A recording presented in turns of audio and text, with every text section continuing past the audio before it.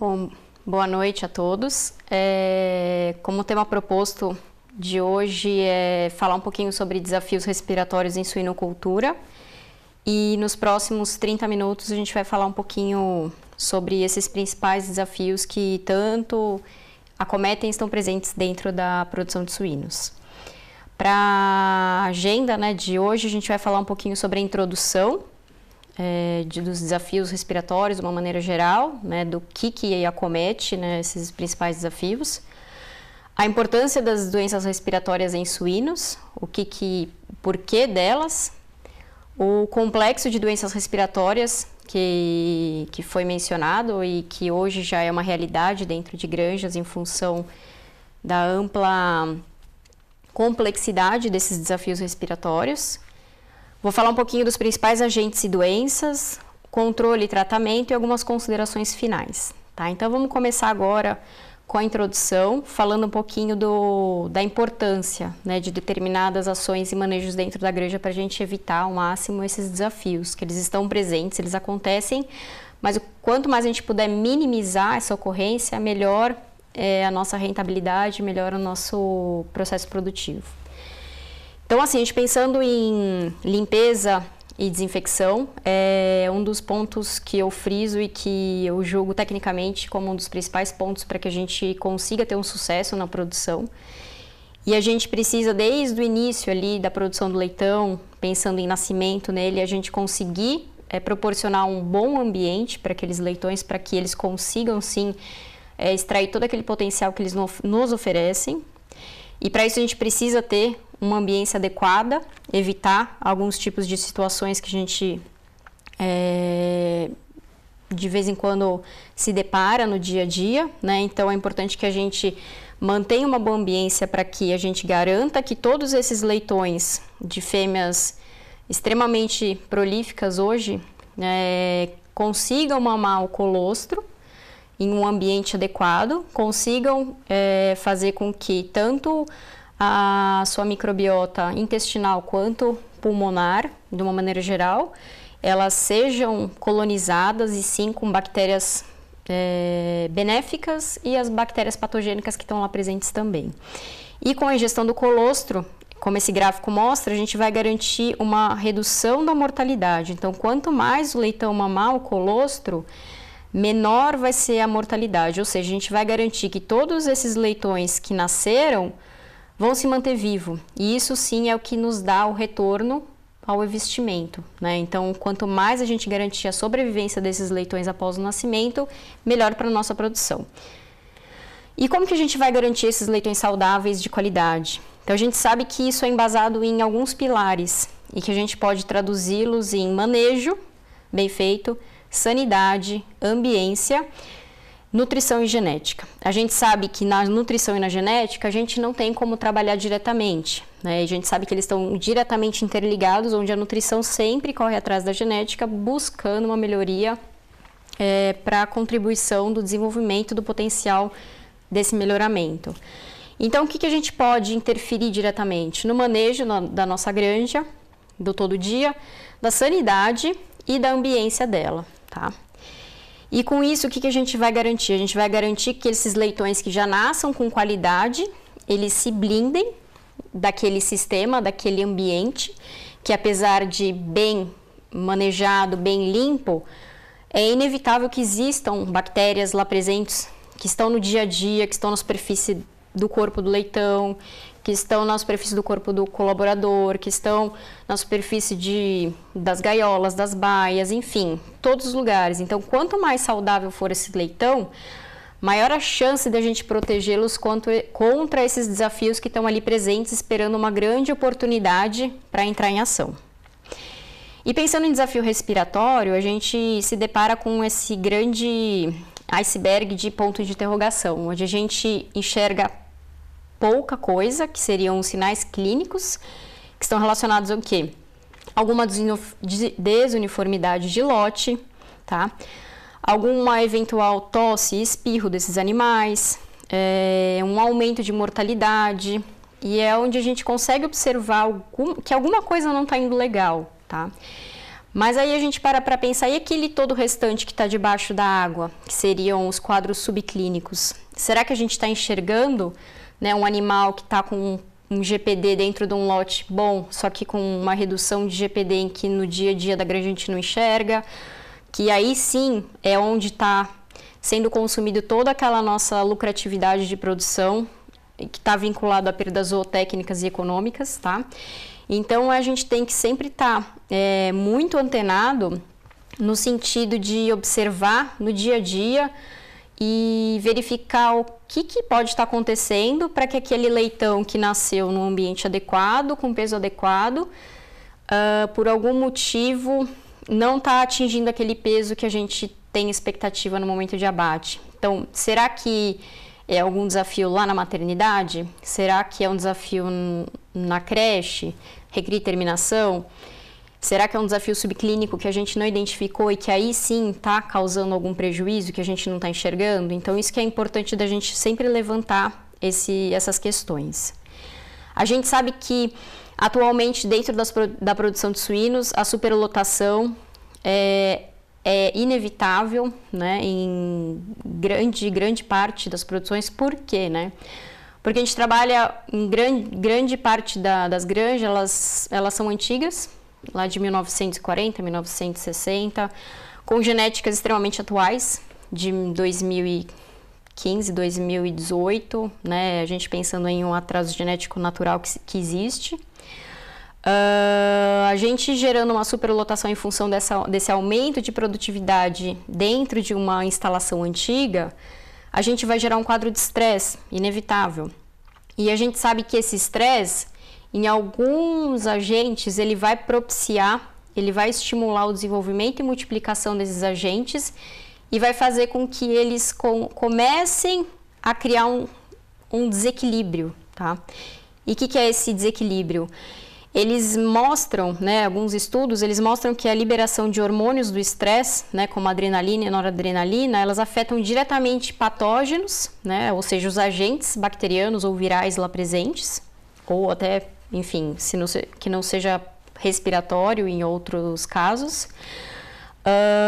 E a relação desse patógeno hospedeiro, ou seja, aquele equilíbrio, né, que é aquilo que a gente estava comentando no início da apresentação, de bactérias benéficas, né, que são as saprófitas, e as bactérias patogênicas que vão causar algum tipo de problema. Então, a gente vai causando esse desequilíbrio em função do estresse, e isso vai gerar um aumento da chance de ocorrência de uma doença. Algumas bactérias, elas são induzidas pelo estresse, como eu comentei, e esse estresse, ele sinaliza para essa bactéria para ela se multiplicar, e aí sim começar a produzir fatores de virulência, que esses fatores de virulência, eles sim é que vão começar a causar algum dano no animal, tá? Então, eles que estão presentes lá que vão começar a causar um problema mais sério. E aqui algumas bactérias patogênicas, né? Que claramente elas são estimuladas por esse quadro de estresse, que aqui deles estão envolvidos a Escherichia coli, né? Que é muito presente dentro da produção de suínos. A Erysipelotrix ruseopati, né? Que causa a erisipela. A salmonela, de uma maneira geral, aqui eu friso ela em vermelho porque nesse quadro seria a Salmonella cholera suis, né, que dá o quadro respiratório septicêmico. A Pasteurella multocida também e o Haemophilus parasuis, que a gente vai falar um pouquinho lá para frente. Então, para a gente frisar e relembrar que o estresse tem muito a ver com o desencadeamento de doença. Então, quanto melhor a gente conseguir reduzir esse quadro de estresse, menos a chance desses agentes se multiplicarem, tá? E uma pergunta que fica aqui, né? Será que a gente está cumprindo com todos os requisitos mínimos para uma boa ambiência na suinocultura atual? Né? A gente para fazer um ponto de reflexão no nosso dia a dia, na nossa produção, pensando, a gente sair um pouquinho, né, do nosso piloto automático, né? E refletir e observar no dia a dia, será que a gente está conseguindo fornecer um ambiente adequado para esses animais, tá? Então, falar um pouquinho das importâncias das doenças respiratórias e falar um pouquinho do complexo respiratório. Então, as doenças respiratórias, elas representam atualmente um dos maiores desafios dentro da produção de suínos. Por quê? Dentre vários desafios, ele é o que possui um maior prejuízo econômico e produtivo, né? E diversos estudos mostram isso, né? Por exemplo, um estudo aqui do próprio Hamilton Silva, né, em que ele apresentou que 70% dos animais apresentaram lesões pulmonares ao abate. Outros estudos também que mostraram que a própria pneumonia por micoplasma reduziu em 20% a 30%, tanto conversão alimentar como GPD, dependendo da gravidade dessas lesões por infecções secundárias. A própria ainda pneumonia enzótica pode atrasar o abate de 6 a 25 dias. Estima-se que 0,5% dos suínos abatidos no Brasil tenham suas carcaças desviadas por lesões respiratórias. Então, olha o impacto de 0,5% dos suínos do Brasil, que representa em torno de 8 mil animais dia, né? Então, você multiplica isso pelo número de dias do ano, o número que vai dar de animais. E o APP aumenta em 3 a 10% de conversão alimentar e atrasa a idade em abate em até 25 dias. Então, a gente consegue enxergar através desses poucos resultados, que a gente sabe que tem muito outros trabalhos que demonstram esses prejuízos, que realmente a doença respiratória causa um prejuízo muito grande na produção. E todo esse prejuízo em função de desafios, a gente aumenta o custo de produção com a utilização de antimicrobianos. De uma maneira geral, anatomicamente, o pulmão de suíno ele já tem uma predisposição maior para a ocorrência de desafios respiratórios. Por quê? Porque o suíno ele possui na anatomia do pulmão poucos bronquíolos, tá? Que eles são responsáveis pela oxigenação, né, de transporte de oxigênio. A pleura, né, do pulmão, que fica em contato, né, com tanto a pleura do pulmão,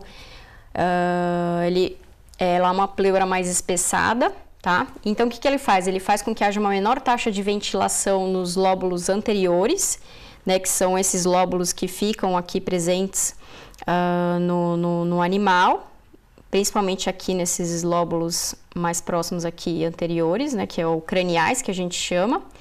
E com isso faz com que haja uma maior quadros de pneumonias em função de uma redução da oxigenação, tá? Que é como a gente falou, pela pouca quantidade de bronquíolos de chegar o oxigênio até lá. E com isso, é uma supressão da função de macrófagos alveolares. O que são os macrófagos? São as células de defesa do organismo do animal, ou seja, se não tem uma boa oxigenação, a gente não consegue ter uma troca e uma presença de macrófagos para essa proteção, tá? E essa característica reduz efetivamente a eliminação de partículas dessas vias aéreas distais, em função dessa ausência de macrófagos, que é uma linha de defesa, e favorecendo o desenvolvimento de pneumonias nessa região.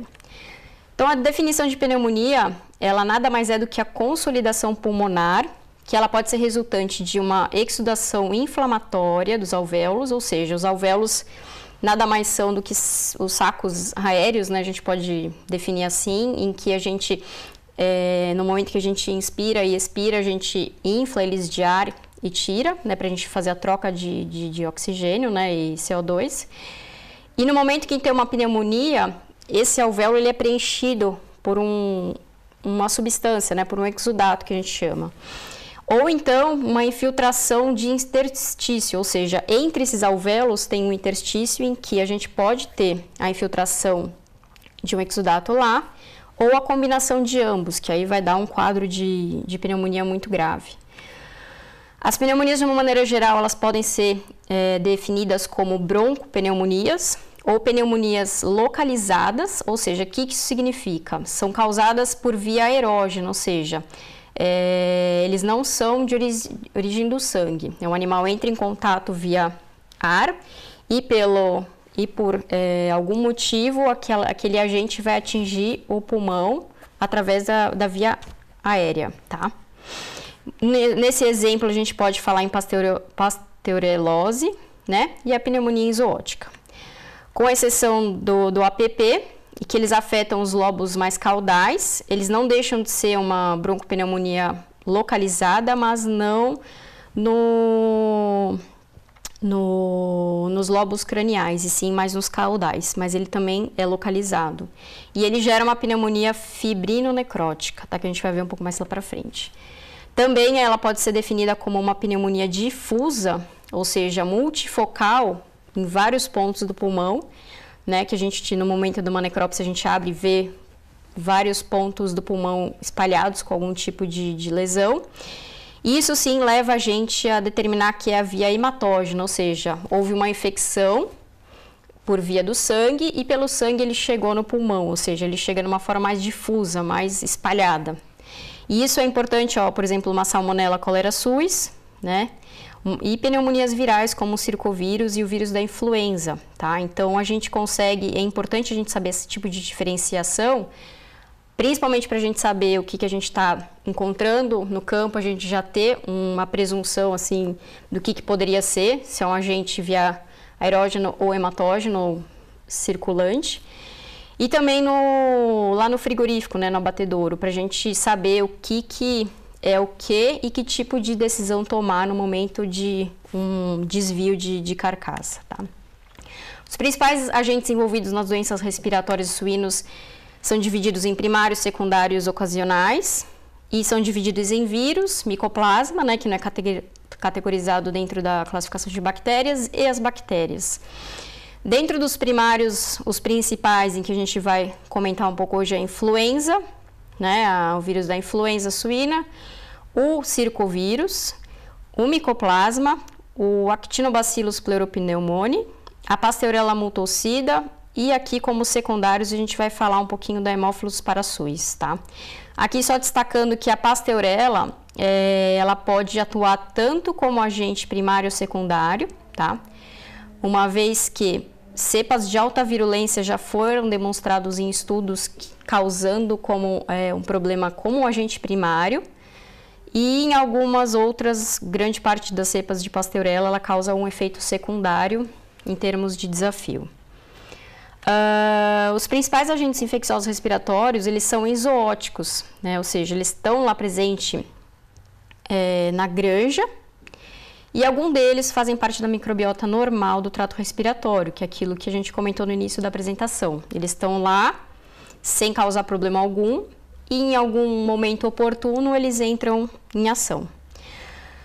No estudo do Mores, praticamente 60% das amostras isoladas, eles possuíam mais do que um agente infeccioso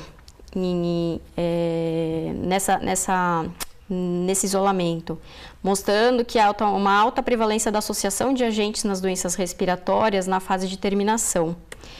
E um dado interessante, né, e recente, é que atualmente os quadros complexos de pneumonias, onde a gente observa dentro das granjas uma miscelânea, onde a gente abre e muitas vezes a gente entra com antimicrobiano, não resolve, a gente tem um programa vacinal ótimo, mas também não está surtindo aquele efeito. A gente nota, né, através de estudos, a interação de mais de um tipo de um agente primário, né, que é no caso a influenza tipo A, o micoplasma e o pneumoniae, né, da pneumonia zoótica, e o circovírus como agente primário, ou seja, 3 agentes primários em associação, além da Pasteurella multocida como secundário, né, apesar de que a gente sabe que ele atua também como primário, como eu falei no slide anterior. Então, esses trabalhos aqui mostraram que realmente é um complexo de desafio respiratório.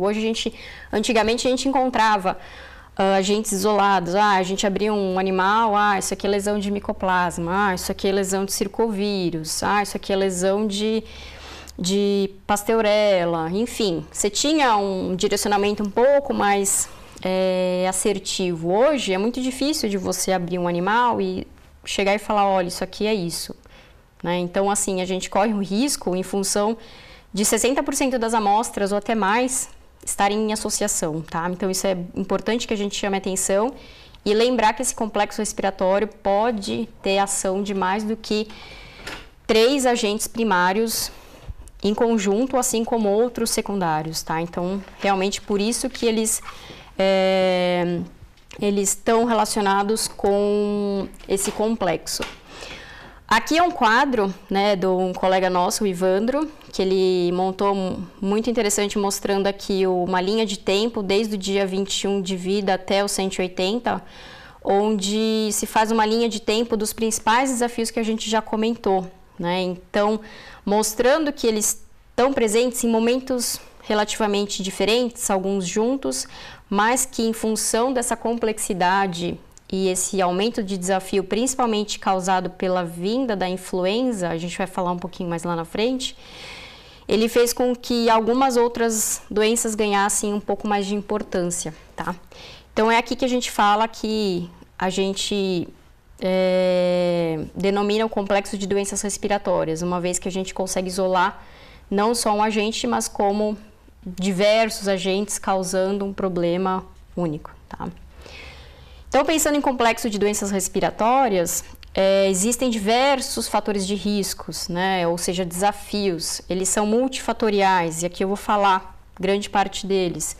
Começando aí com uma biosseguridade, né? A gente tem que pensar quanto melhor a nossa biosseguridade externa, melhor a gente garante a nossa biosseguridade interna, tá? Então, quanto mais a gente trabalhar nisso e pensar nisso, melhor vai ser a nossa produção com menores desafios. Tipo de produção, né? Se é a produção de ciclo completo, se é uma produção de quarto sítio, se é uma produção que só tem o PL, só crechário, só terminação. Então, uma produção de ciclo completo ela é um pouco mais complexa no sentido de que há circulação de outros agentes e eles podem cruzar entre eles lá, tá? Podendo ter um maior desafio. Tamanho de lote, quanto maior o lote, a gente sabe que maior é a predisposição da ocorrência de alguma diarreia, porque o contato entre os animais é maior e a origem desses animais que compõem esse lote geralmente é maior, né? Então, ele realmente pode contribuir com isso. Densidade de lotação, aquilo que a gente comentou, quanto maior a densidade de lotação, maior a chance de ocorrência de doenças. Volume de ar disponível, quanto mais a gente coloca dentro de uma instalação do galpão, um número a mais de animais, a gente vai estar dando um volume de ar disponível menor. E quanto menor a gente fizer uma circulação de ar, mais viciado vai estar esse ar e maior a chance de circulação de patógenos e presença de gases, que é o que a gente fala. Temperatura e umidade também tem uma correlação direta. Quanto maior a temperatura e maior a umidade sem ventilação, maior é a chance, o estresse e o desenvolvimento das doenças. Gases, como a gente comentou, né? Amônia, gás sulfídrico e o CO2 são tóxicos para os macrófagos alveolares, ou seja, para toda a parte de resposta imune do animal vai ficar comprometida. E a gente sabe quando a gente entra numa granja, principalmente creche, né? A gente sente muitas vezes a presença de gás, o nosso nariz arde, então imagina um animal que fica o dia inteiro respirando aquele gás, uma mistura desses 3 gases. E o comprometimento da defesa imune dele em função da presença desses gases e células produtoras de muco, né, que são aquelas células que ficam dentro, né, da proteção das primeiras defesas do trato respiratório, assim como nos próprios alvéolos, né? E o estresse que a gente comentou, que é imunossupressor, como o slide anterior. Presença de pó. Pressão de infecção, em função de manejo de limpeza e desinfecção não bem feito, sem a realização de vazio sanitário com todos dentro, todos fora.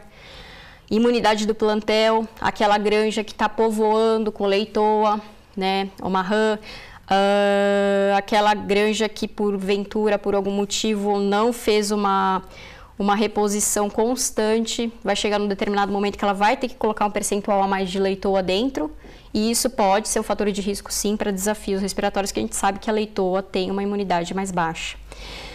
Mistura de diversas origens, já comentamos. Reagrupamento de leitões, cuidado superior entre 7 dias de cada, né, entre os lotes. Isso é importante porque existem doenças mais específicas em determinadas idades e você pode estar trazendo ou levando alguma doença mais específica para uma idade não tão comum, tá? Isso pode comprometer bastante. A amplitude térmica e doenças associadas, que é aquilo que a gente já falou. Então, vocês viram que são zilhões de fatores de risco que contribuem para o aumento desses desafios e o complexo de doenças respiratórias. Então, não é fácil, mas a gente tem que bater e sempre estar todo dia ali, repensando, reimaginando, refazendo e tentando fazer o melhor dentro da tua produção. E todos esses fatores de risco, não todos eles em conjunto, mas se grande parte deles estiverem presentes, a gente vai começar a causar um desequilíbrio na microbiota pulmonar desses animais. E aí vem o que a gente chama da doença, que nada mais é do que o hospedeiro suscetível, né, que ele vai estar com uma imunidade comprometida, uma nutrição não tão boa, uma genética boa, mas sem estar num ambiente adequado. Os patógenos, ou seja, qual que são as doenças infecciosas, a dose, qual que vai ser a quantidade do agente que está lá presente, a virulência dele, que é muito importante, porque a gente sabe que dentro dos principais agentes existem variantes, cepas mais virulentas e menos virulentas, né? Isso a gente não sabe ao certo, a gente vai descobrir quando a doença acontecer. A ambiência, que é aquilo que a gente já comentou bastante, então, ou seja, a gravidade de uma doença, ela está diretamente relacionada com a dose, ou seja, a quantidade do vírus ou da bactéria lá presente, versus a virulência, que é aquilo que eu falei, que pode ser cepas mais ou menos virulentas, e a resistência dos animais, que é aquilo que eu falei. Quanto mais saudáveis forem esses animais, quanto maior o valor do nosso denominador, menor a chance da ocorrência de uma doença, tá? Então, essa é a matemática de um desequilíbrio e de uma chance de ocorrência de doença. E aquilo que a gente já comentou, que alguns animais infectados em condições de estresse podem aumentar significativamente a dose desse patógeno, que está completamente relacionado com aquele slide que a gente comentou, né? Do estresse, que dá aquele sinal para as bactérias se multiplicarem, né? Então, tem muita correlação. Vamos entrar um pouquinho agora nos principais agentes e doenças. A gente começa aí pelo circovírus, é o famoso PCV2. É um agente primário, tá? Dentro da produção de suínos. Ele é um agente que causa imunossupressão, que a gente sabe.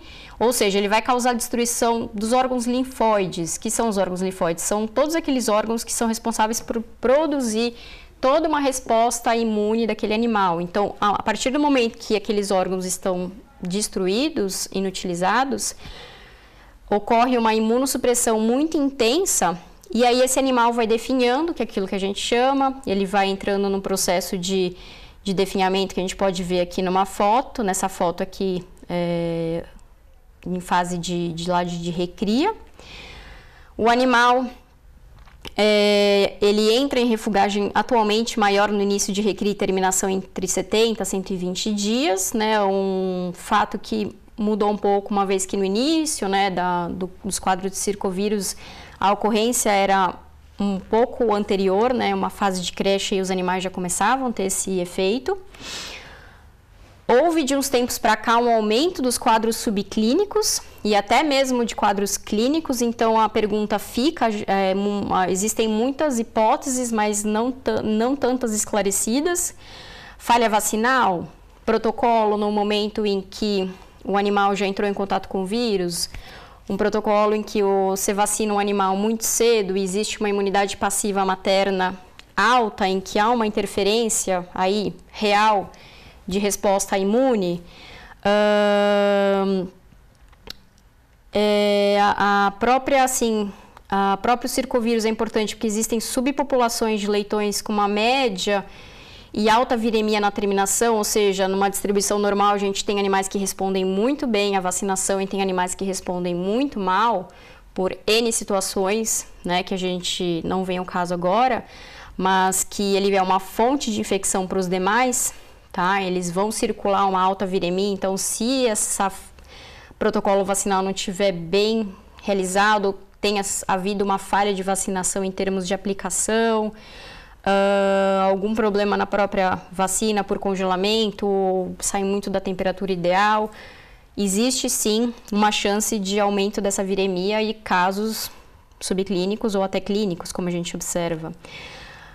A gente nota sim que existe uma mudança do perfil da doença. Será que é a pressão da vacinação? Que a gente sabe que a partir de 2000, em torno de 2009, né, que chegaram as vacinas, e a partir daí praticamente quase 100% do plantel brasileiro é vacinado para circovírus. E são vacinas excelentes que reduziram bastante a viremia, mas a gente percebe que existe aí um aumento desses quadros subclínicos e clínicos, né, em função, talvez, pressão de vacinação ou não.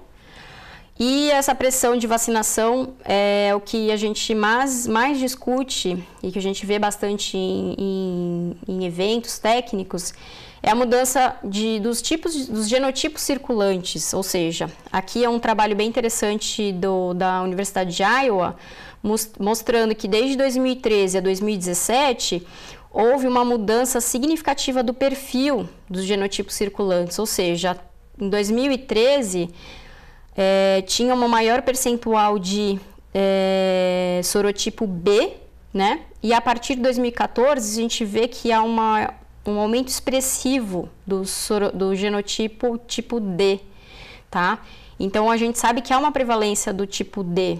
Então a gente não sabe, existem hipóteses dizendo que essas pequenas mutações em nucleotídeos nas sequências de par de bases desses genotipos pode inferir ou não esse aumento de quadros subclínicos ou não, uma maior ou menor proteção, né, em relação às vacinas, mas isso são hipóteses e sugestões que vêm sendo discutido bastante. Falando um pouquinho de influenza, tá, ele também é um agente primário. Atualmente o maior desafio é na fase de creche, né, em torno de 6 a 12 semanas. A influenza que acomete os suínos é o tipo A, que é um caráter zoonótico, tá? Que a gente tem dividido em H1N1 clássico, H1N1 pandêmico, que está relacionado com o quadro de gripe que teve, né? A influenza em 2009. Os sorotipos H3N2 e também o H1N2. Tá? Ela é uma doença viral aguda, né? Nada mais é do que a famosa gripe, tá? Nós também a gente pode ser acometido, porque além de ser um caráter de zoonose, né, a gente também está suscetível ao vírus da influenza, né, humana, normal. A gente tem a secreção nasal, como nessa foto que a gente pode observar do leitão. A febre está presente em grande parte dos quadros, principalmente uma granja que nunca teve circulação do vírus da influenza, vai ter com certeza um quadro bem agudo. Os animais se recuperam de 4 a 7 dias, tá? Mas ele também, por ser um agente primário, se a gente não cuidar a situação do animal, ele acaba tendo uma infecção secundária aí que pode causar todo um prejuízo, apesar de a gente saber que a influenza, ela começa e ela é, de certa forma, autolimitante. Ela começa e termina sozinha, mas nesse meio tempo o animal pode, sim, ter uma infecção secundária. O suíno, ele é um importante hospedeiro desse vírus. Em que sentido? Né? Ele possui receptores para praticamente todos esses sorotipos, ou seja, ele tem a capacidade de se infectar, ele tem esses receptores que ligam e o que a gente chama que ele tem um alto poder de rearranjo genômico desses sorotipos, ou seja, pode sim acontecer de fazer um rearranjo genômico e gerar um outro sorotipo. Tá? É importante o uso de antimicrobianos para o controle dessas infecções secundárias, sim, isso é muito importante. A vacina comercial que nós temos hoje no Brasil é somente para o sorotipo H1N1 pandêmico, tá? E a gente sabe que em algumas granjas existe a circulação de outros sorotipos, que esse é um ponto interessante para se avaliar, no sentido de que, às vezes, nós vacinamos os animais com o sorotipo H1N1, mas em função de circulação de outros sorotipos, a vacina, infelizmente, não vai conseguir surtir um efeito desejado, tá? Então, o aumento do desafio da influenza tipo A no Brasil aumentou, sim, e bastante o problema de desafios respiratórios de uma maneira geral, tá? Então, a própria influenza, ela contribuiu muito, né, para o desenvolvimento do complexo respiratório suíno. Entrando, né, no Mycoplasma pneumoniae, que é o agente primário também causador da pneumonia zoótica. É uma das doenças que causa maior impacto econômico também, porque ela reduz bastante o GPD e conversão alimentar, como a gente mostrou lá nos slides atrás, tá? Um dos principais agentes envolvidos nas doenças respiratórias, ele está associado, ele abre, basicamente, ele possui um curso lento e progressivo, né, onde a gente tem, o que ele faz?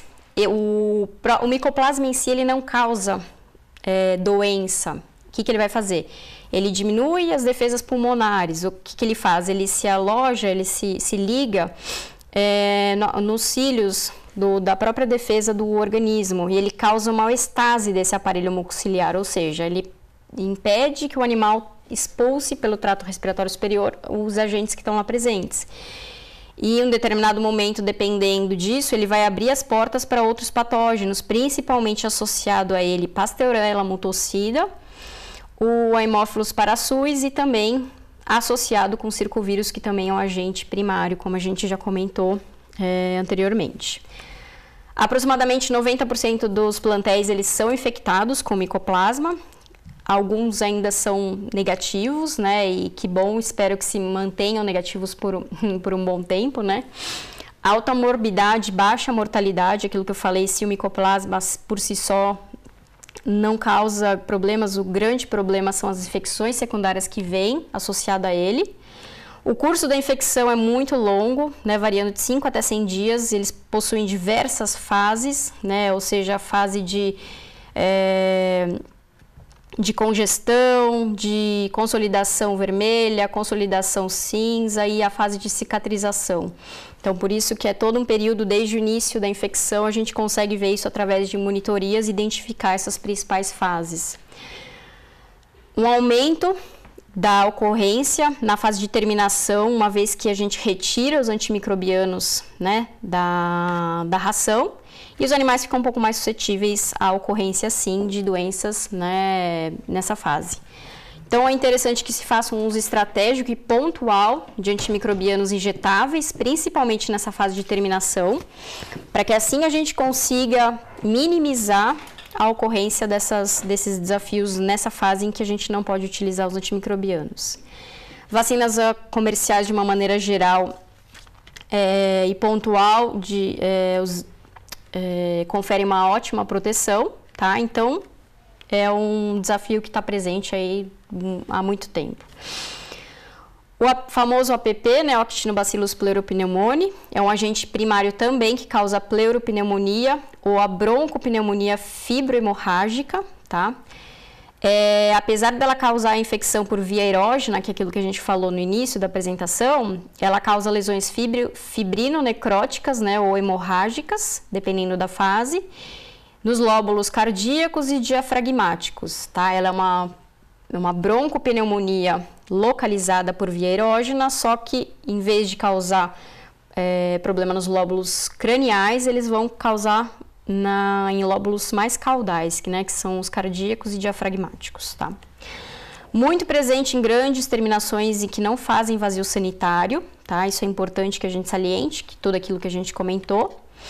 Uma fase superaguda desse agente vai causar morte súbita do animal. A fase aguda vai ter quadros de febre, posição de cão sentado, porque o animal ele vai tentar respirar melhor. Vai ter uma descarga espumosa pela boca e narinas, e também em função dessa ausência de troca, de dificuldade respiratória, alguns animais eles entram num quadro de cianose, tá? Fase crônica, ele tem um quadro de pleurite com formação de nódulos no parênquima pulmonar, que é o que a gente pode ver em algumas figuras, muito associada à doença de Glasser, né, que é o Haemophilus parasuis, que é secundário. O APP ele tem 15 sorotipos, sendo 5, 3, o 6 e o 10 os mais comuns, né? Então, importante no momento de utilizar uma vacina, onde a gente sabe que os mais circulantes são esses sorotipos.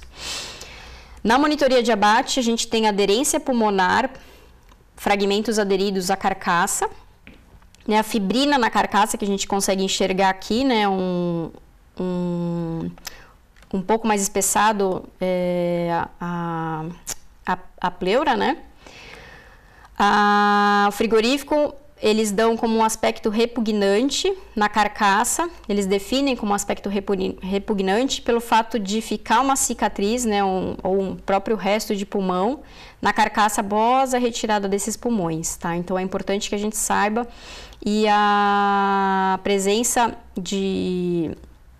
dessas lesões fibrinonecróticas, elas estão aqui presentes em forma de alguns nódulos fibrinonecróticos, tá? Entrando no Haemophilus parasus, é um agente secundário, né, que ele vai entrar aí pela abertura de porta por agentes primários, que nada mais é que a doença de Glasser. Ela é mais frequente em leitões pós-desmame, ou seja, de 5 a 8 semanas de vida, mais ou menos, pode ter uma pequena variação. Geralmente está associado com aquilo que a gente falou, com agentes primários, que podem ser desde influenza, circovírus, micoplasma, tá? E ele pode entrar tranquilamente aí, como a gente já viu naqueles complexos de pneumonia, todos esses em conjunto e o Haemophilus parasus também. São 15 sorotipos também determinados. Os mais frequentes são 1, 4, 5 e 12, sendo o quarto mais frequente, ele tem uma média virulência, tá?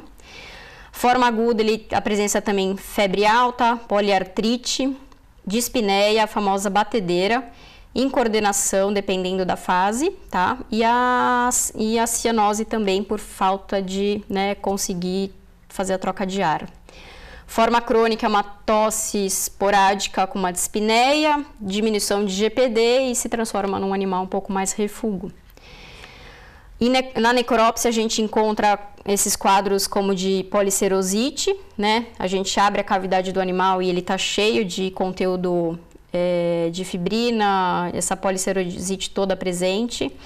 Então, é um ponto importante da gente observar no momento que a gente faz a necrópsia.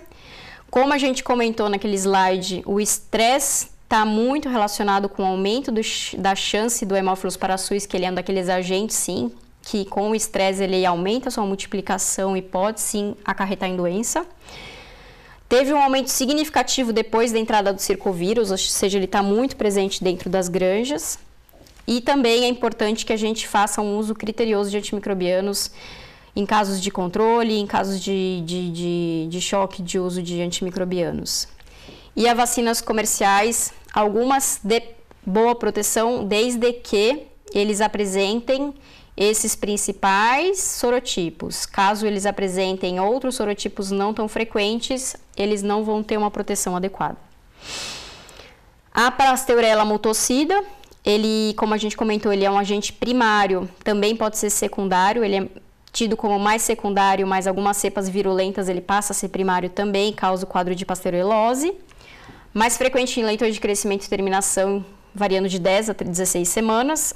Ele é um agente comensal do trato respiratório superior, ou seja, como que a gente falou, ele é um daqueles que está presente, esperando uma boa oportunidade, ou como primário ou como secundário.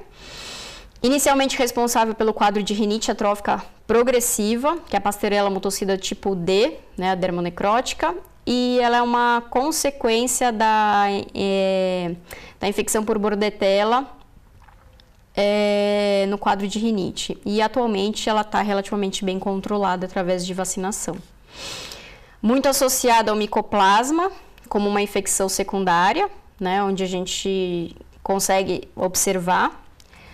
A tipo A, ela tem uma maior frequência em torno aí de 60%, 65%, e a tipo D uma menor frequência e completando 100% dessas variações. Pode causar pneumonia, né, a Pasteurella, pleurite, né, isso é importante por quê? Porque a gente tem que fazer um diagnóstico diferencial para PP, né, para o Actinobacillus, para pleuropneumonia. Pode gerar, sim, um quadro de policerosite, um diagnóstico diferencial de Haemophilus parasus, então é aquilo que a gente fala. É complicado a gente fazer uma necrópsia do animal, observar uma policerosite e falar, não, isso aqui é Haemophilus parasus. Não necessariamente. Em alguns momentos, se for uma cepa muito virulenta e causar algum tipo desses três tipos de alterações, ele pode sim causar uma policerosite e não ser o Haemophilus parasus. Por isso que a gente fala muito do complexo respiratório. Por isso a importância da gente ter um apoio de laboratório. Os abscessos pulmonares também presentes, tá? Que é aquilo que a gente mostra muito, né? E antigamente se via muito uma infecção por micoplasma no pulmão e aqueles pontos de abscessos, tá? No próprio pulmão dos animais. Forma subaguda, tosse e respiração abdominal. Forma crônica, tosse com uma frequência variável. Aqui eu trouxe para vocês algumas alterações pulmonares sem importância clínica, né? Por quê? Porque é importante que a gente saiba diferenciar. Muitas vezes a gente está no campo, a gente faz uma necrópsia. Aqui é para mostrar para vocês um pulmão normal, sem alteração. E aqui, algumas alterações em que a gente pode encontrar, e principalmente em monitorias, né, em frigoríficos, e que a gente pode atribuir isso a alguma doença sem que ela tenha importância clínica, né? Por isso que a gente tem que lembrar sempre a possibilidade de aspiração por sangue, né, no momento da sangria, se o animal não foi bem sensibilizado. Aspiração de água, né, principalmente na caldeira, no momento que o animal vai para a caldeira, ele pode, se ele não estiver bem sensibilizado, ele pode sim aspirar água. E aqui, a petequias multifocais, que a gente observa bastante, isso até a campo, né, no caso de eutanásia por eletrocução, tá? Então, é muito importante que a gente tenha em mente isso para que a gente chegue no campo e não faça um diagnóstico errado, tá? Falar um pouquinho do controle e tratamento. De uma maneira geral, para todos os desafios respiratórios, controle e prevenção, então aquilo que a gente já comentou, fundamental proporcionar uma boa ambiência, né? Então, uma boa ambiência vai gerar animais mais saudáveis, né? Um animal que vai responder mais, né? A produção vai te dar um melhor lucro. Um manejo de limpeza e desinfecção bem feito, aquilo que eu falei, reduz muito a pressão de infecção do ambiente e contribui sim com menor chance de ocorrência de doença. Monitoramentos sanitários periódicos, tanto clínico, patológico, laboratorial e de abate, são importantes sim para a gente fazer um controle e prevenção de determinadas patologias.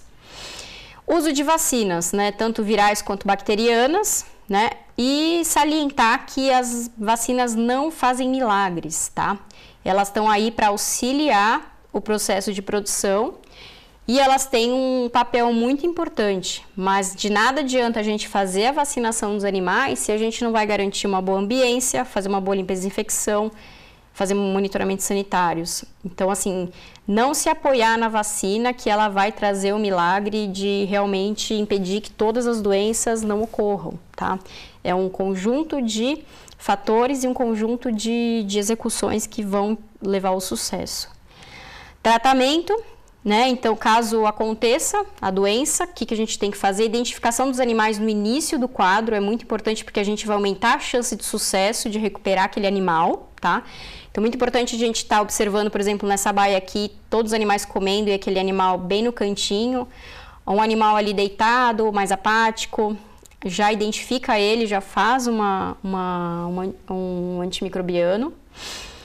Transferir os animais doentes para as baias hospitais, né, e não esquecer desses animais lá, né, eles estão lá realmente para serem recuperados, tá? É importante que a gente não se esqueça, principalmente de hidratar e alimentar esses animais.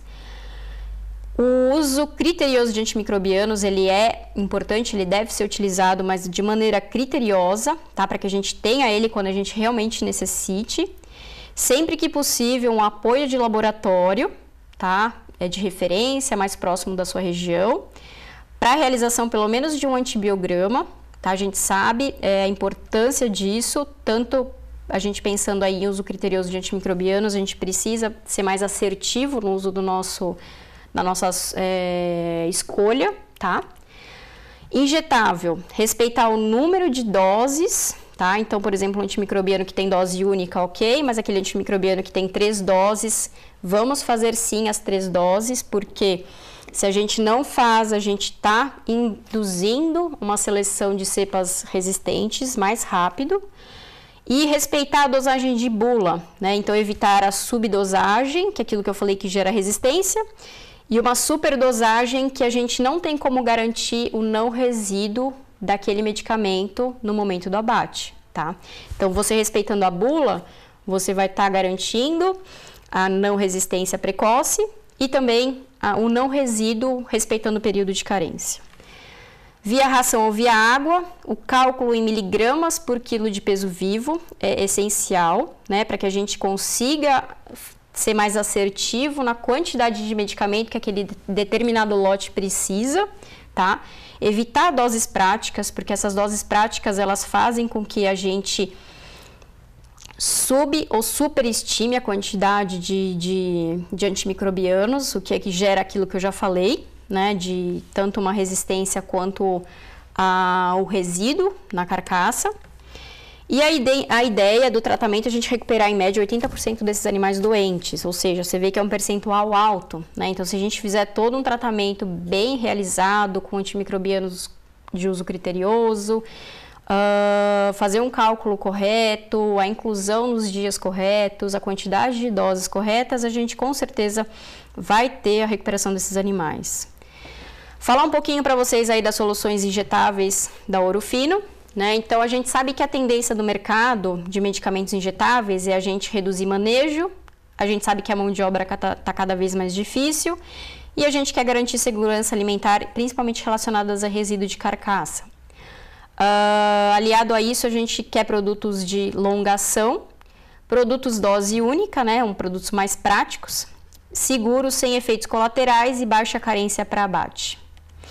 Então, dentro dessas soluções principais, nós temos 2 antimicrobianos que a gente tem uma indicação bem ampla, dentro principalmente desafios respiratórios, né, e alguns entéricos, como o Lactofura 10%, é um antimicrobiano Ceftiofur, que é uma cefalosporina de 3ª geração, 1 ml a cada 20 kg de peso vivo, dose única, possui 5 dias de ação, ou seja, se aplicou no leitão ou no animal de terminação, ele vai agir protegendo o animal durante 5 dias, com uma única aplicação, e carência zero, tá? Então, esse é um ponto interessante da gente, a gente foca bastante no período de terminação, que é aquilo que a gente comentou, quando a gente retira o antimicrobiano da ração, essa é uma ótima alternativa, que ele age frente a bastante agentes respiratórios.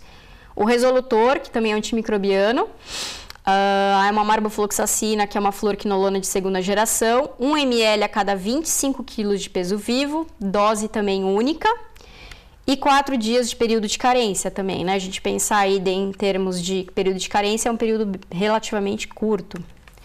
E um anti-inflamatório não esteroide, que a gente pode utilizar associado aos antimicrobianos, por quê?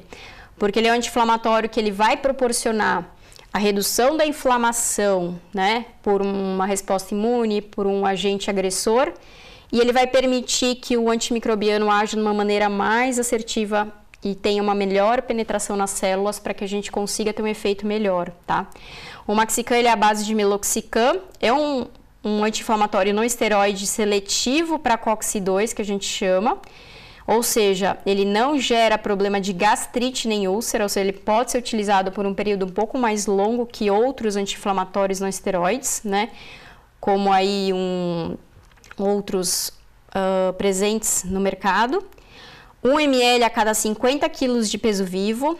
A dose dele, o grande diferencial, que é uma dose por dia, caso necessário, outras aplicações até a melhora do quadro, ou seja, a gente não tem aquele limite, como outros anti-inflamatórios, que no máximo de 3 a 5 dias, você pode fazer uma aplicação um pouco mais prolongada, e possui um período de carência de 8 dias, tá? Esses são os principais produtos.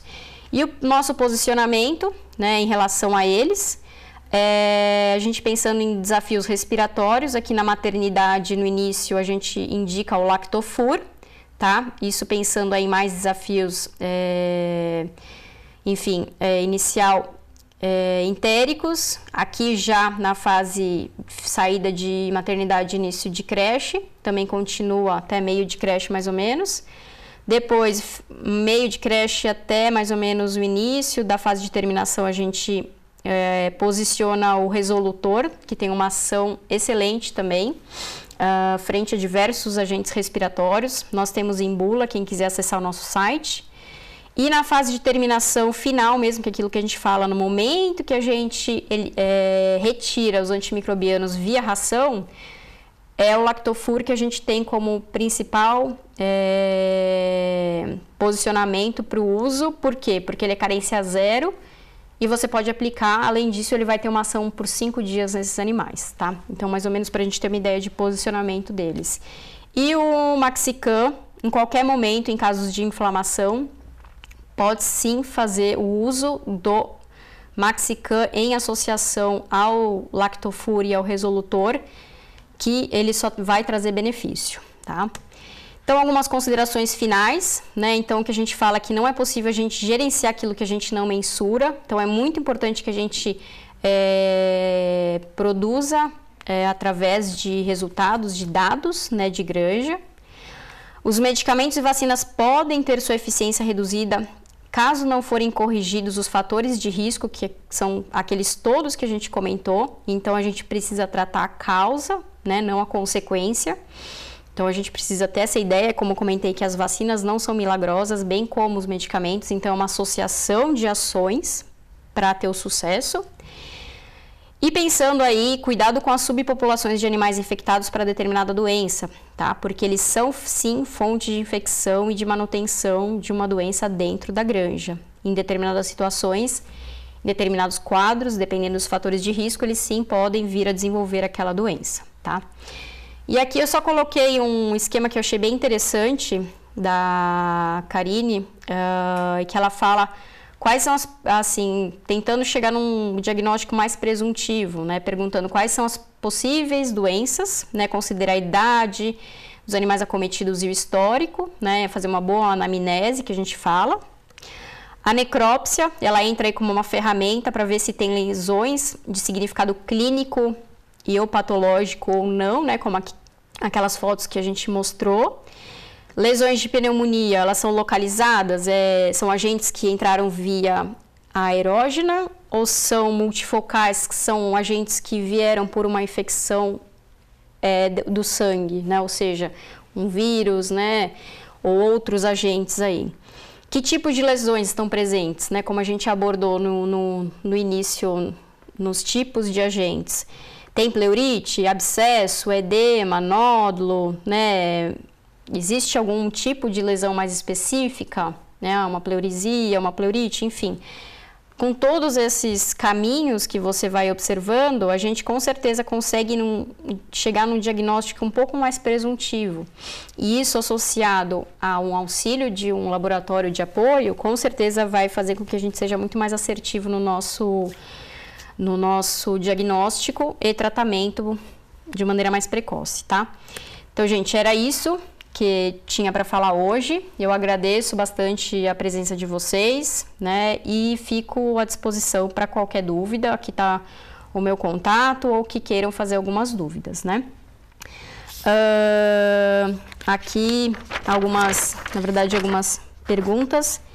Na verdade, aqui tem alguns abraços, né? Mandar abraço para o Gustavo Paroto, Edilson Fonseca do Rio Grande do Norte, André Luiz, Edilson Neves, Marco Batelocchio, Célio Batista, Marcel Onizuka, Flávio Cunha, Thiago Blanco e Ecônio Dizoró, tá? Então, são as pessoas acho que estavam assistindo o programa.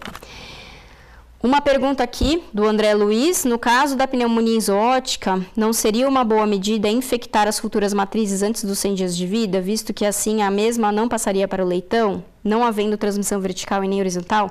Sim, André, existe sim a medida de infectar, tá? Algumas futuras matrizes, desde que sua granja seja positiva, tá? Existem diversos estudos que mostram, né, que as leitoas excretam, né? Elas excretam durante a maternidade, acabam infectando aqueles leitões. Então, fica como uma sugestão, sim, dependendo, né, do perfil da pneumonia zoótica que está dentro da tua granja. Em determinados momentos, a gente pode utilizar isso como uma ferramenta, tá bom? Mais uma vez eu agradeço e até a próxima.